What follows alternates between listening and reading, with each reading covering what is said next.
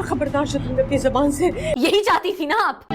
इंतजार का फायदा नहीं रहा अब। उसकी जिंदगी में तुम्हारी कोई गुंजाइश नहीं रही है। जब किसी को छोड़ दो तो दोबारा उसकी तरफ देखती भी नहीं। लेकिन एक काम करना ना, हमें लड़वाने के लिए करी थी ना सब कुछ। अब खुश है आप? हाथों से मेरा गला दबा के मुझे भी मार डालो। रुक क्यों गए?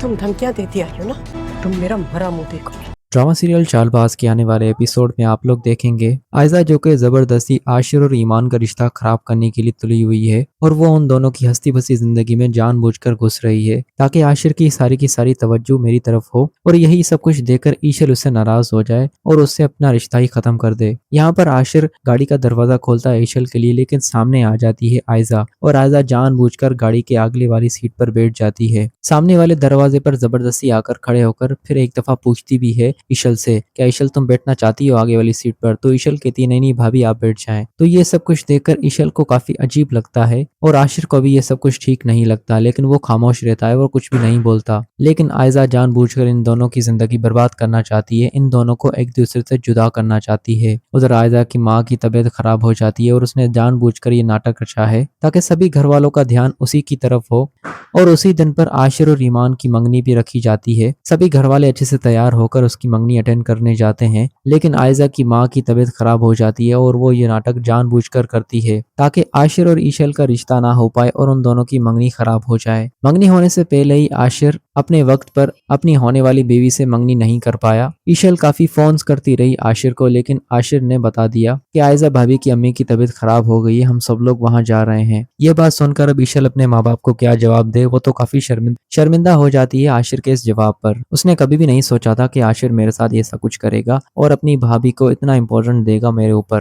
लेकिन आयजा यही तो चाहती है कि आशिर और ईशल की मंगनी ना हो पाए और किसी न किसी बहाने से उन दोनों की मंगनी टूट जाए और इसी बात पर ईशल आशिर से नाराज हो जाए और उसे बातें सुनाना शुरू कर दे ताकि उन दोनों का रिश्ता कमजोर हो। और आशिर तो वैसे भी मेरे ही सपोर्ट में बात करेगा, मेरे खिलाफ कोई भी बात नहीं सुनेगा। इतना भरोसा करती है आयजा आशिर पर क्योंकि उसने उसे इतना ही बेवकूफ बना रखा है कि आशिर कभी भी अपनी भाभी के खिलाफ कोई भी बात नहीं सुनेगा। ये सारा का सारा ड्रामा होगा आयजा और आयजा की माँ का। वो दोनों किसी को भी खुश नहीं देखना चाहती, बस अपनी ही मनमानियां करना चाहती हैं और किसी को भी अपने ऊपर नहीं देखना चाहती। वो चाहती हैं सबसे बड़ा मकाम हमारा ही हो और हमारे अलावा कोई भी ना हो। फिलहाल तो सभी घर वाले आयजा के बहकावे में हैं, लेकिन जिस दिन आयजा का असली चेहरा सबके सामने आएगा तब आयजा को पता चलेगा कि वो अब तक क्या कुछ कर रही थी। वहीं दूसरी तरफ अनाया बहुत बड़ी बेवकूफी कर रही है शायान पर भरोसा करके और उसके पीछे लगकर, लेकिन शायान किस कदर उसे इस्तेमाल कर रहा है इस बात का अंदाजा अनाया को बिल्कुल भी नहीं है। अनाया बहुत बड़े जाल में फंस सकती है शायान के, लेकिन वो भी जानबूझकर खुद को फंसाना चाहती है। उसके सामने अभी तक शायान का असली चेहरा नहीं आया, बहुत जल्द उसके सामने शायान का असली चेहरा भी आ जाएगा।